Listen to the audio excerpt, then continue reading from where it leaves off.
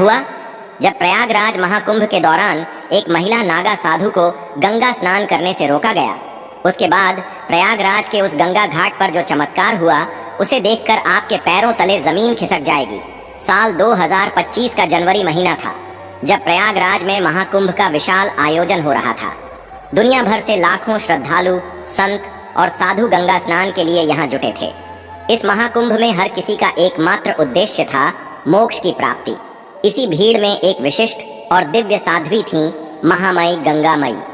महामयी गंगामयी नागा साधु थीं, जिन्होंने युवावस्था में ही संसार के मोह को त्याग कर एकांत और तपस्वी जीवन को अपनाया था। कहा जाता था कि उन्होंने कठोर तपस्या और साधना से कई सिद्धियां प्राप्त की थीं। लोग उन्हें देवी के अवतार के रूप में मानते थे और उनकी साधना से प्रेरित होकर अनेक भक्त उनका अनुसरण करते थे। वे अपनी साधारण जीवन शैली और कठिन तपस्या के कारण सभी के बीच श्रद्धा का केंद्र थीं। महामयी गंगामयी का एक अटूट नियम था, हर दिन सुबह 4 बजे गंगा में स्नान करना। उन्होंने कभी इस नियम को नहीं तोड़ा, चाहे वर्षा हो, आंधी हो या भयंकर ठंड। गंगा नदी के प्रति उनका प्रेम और सम्मान असीम था। उनके अनुसार गंगा में स्नान केवल एक शारीरिक क्रिया नहीं थी, बल्कि यह एक आध्यात्मिक प्रक्रिया थी, जिससे आत्मा का शुद्धिकरण होता था और परमात्मा से सीधा संबंध बनता था। जब उन्होंने महाकुंभ में जाने का निश्चय किया तो उन्होंने पहले ही निर्णय ले लिया था कि वे वहां कुछ महीने रहेंगी, साधना करेंगी और गंगा के पवित्र तट पर ध्यान लगाएंगी। उन्होंने अपनी यात्रा की तैयारी की और 1 महीने पहले ही प्रयागराज पहुंच गईं। पहली सुबह जब वे प्रयागराज के गंगा घाट पर पहुंची तो माहौल अद्भुत था। महाकुंभ की धूमधाम के बीच भी गंगा का शांत प्रवाह और वातावरण में व्याप्त आध्यात्मिकता ने सभी को मंत्रमुग्ध कर रखा था। उस सुबह का समय करीब 4 बजे का था, जब महामयी गंगामयी स्नान करने के लिए घाट पर पहुंची। ठंडी हवा चल रही थी और घाट लगभग खाली था। उन्होंने सोचा कि यह समय उनके दैनिक स्नान के लिए सर्वोत्तम है। जब वे अपने वस्त्र उतार कर गंगा में प्रवेश करने वाली थीं, तभी वहां पर सफाई के कार्य में लगे नगर निगम के कुछ अधिकारी उन्हें रोकने के लिए आगे आए। उन्होंने कहा, माँ, इस समय गंगा की सफाई का काम चल रहा है, अभी आप स्नान नहीं कर सकती। हमारे नियम के अनुसार यह समय सफाई के लिए निर्धारित है। महामयी गंगामयी ने शांत स्वर में कहा, गंगा माँ सबकी है और यह मेरा नित्य नियम है कि मैं सुबह 4 बजे गंगा में स्नान करती हूँ। मुझे स्नान करने दीजिए। मेरे स्नान से आपकी सफाई प्रक्रिया बाधित नहीं होगी। लेकिन अधिकारी उनकी बातों पर ध्यान दिए बिना बोले, नहीं, यह संभव नहीं है। आपको थोड़ा इंतजार करना होगा। दिन भर का समय है, बाद में आकर स्नान कर लीजिए।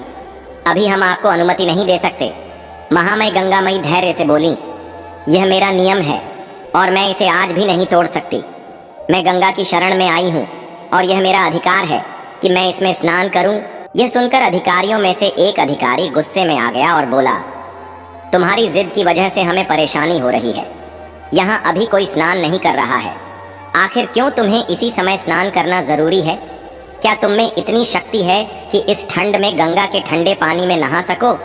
तुम्हारे अंदर कुछ भी विशेष नहीं है। व्यर्थ की बातें बनाना बंद करो और यहाँ से जाओ।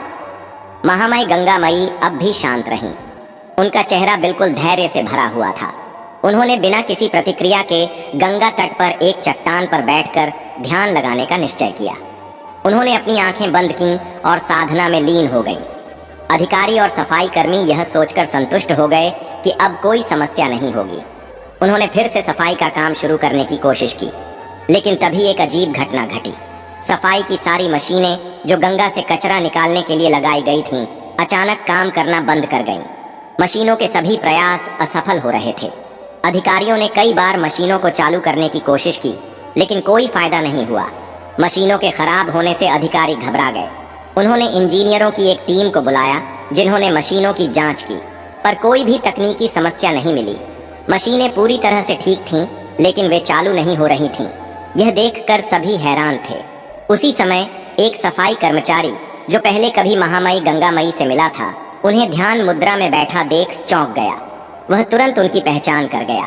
उसने अधिकारियों से कहा, ये साध्वी कोई साधारण साध्वी नहीं है, ये महामयी गंगामयी है, जिनकी सिद्धियां अद्भुत हैं। जब मैं छोटा था तो एक गंभीर बीमारी से ग्रसित हो गया था, तब इन्हीं के आशीर्वाद से मैं ठीक हुआ था। हमें इनसे माफी मांगनी चाहिए। क्योंकि उनका अपमान करने के कारण ही मशीनें काम नहीं कर रही हैं।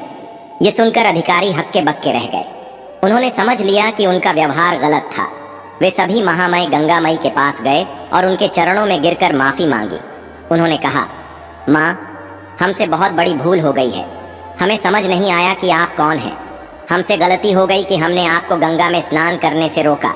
कृपया हमें क्षमा करें। महामई गंगा मई ने आंखें खोलीं और मुस्कुराते हुए बोलीं, गंगा माँ सबकी है और किसी का भी गंगा पर विशेष अधिकार नहीं है। साधुओं का पहला अधिकार होता है क्योंकि वे गंगा की महिमा को समझते हैं। लेकिन यह भी जरूरी है कि हम सब मिलकर एक दूसरे का सम्मान करें। मैं आपको क्षमा करती हूँ। इसके बाद महामई गंगा मई ने गंगा में स्नान किया।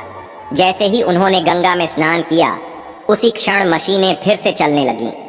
अधिकारियों और कर्मचारियों की आंखों में आश्चर्य और श्रद्धा थी। वे समझ गए कि यह साध्वी वास्तव में दिव्य शक्ति से युक्त थीं।